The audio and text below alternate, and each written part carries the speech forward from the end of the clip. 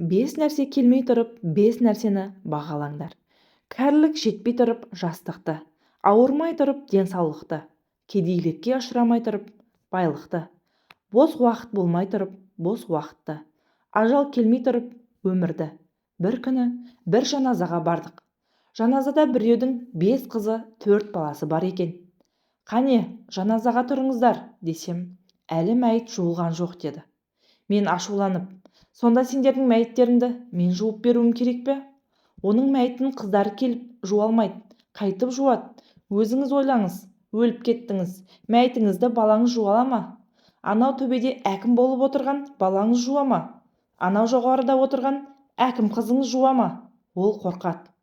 Ол өзі өсек айтуға қорқпайды, бірақ өтірік айтуға қорқпайды, арақ ішуге қорқпайды, сіздің мәйітіңізді жууға қорқады. Ол кіре алмайды, себебі хабары жоқ оның. Содан Сарыағаштағы қызы 2 орыс кемпірді алып келіп жуғызды. Эх, әттең, бүйтіп бала туғанша ит туған артығырақ. Негізі өлігіңді біреу жуу масқара ғой.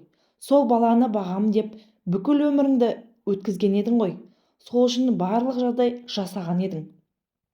Бірақ сол сені баққан балаң өлігіңді жуа алмаса, қандай өкінішті. Бұл жаман нәрсе. Кебініңді біреулер тіксе, қызыңды жоғары оқу орнында оқытып едің, бірақ кебін тігіп бере алмайды. Біздің қазір үлкен әжелеріміздің көпшілігі өліп кетті.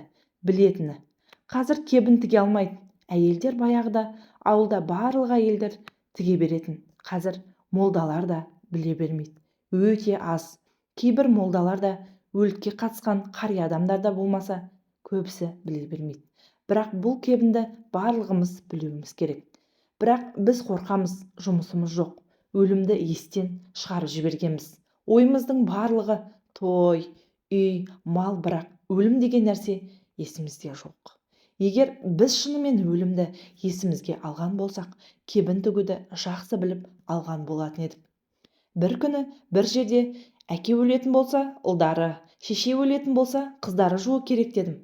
Сонда бір кісі шығып, айғайлап: сен біздің ата-баба дәстүрімізде жоқ болған нәрсені неге айтып жатсың, деді.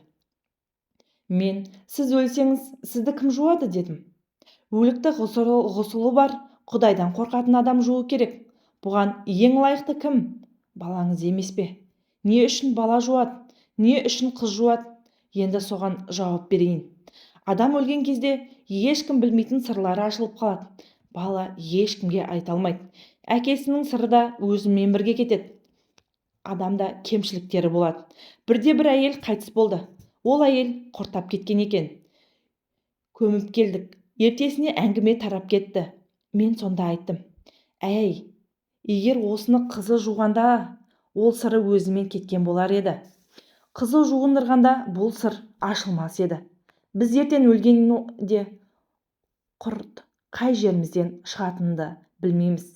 Біз жалғыз ғана костюм шалбар киіп өлмейміз.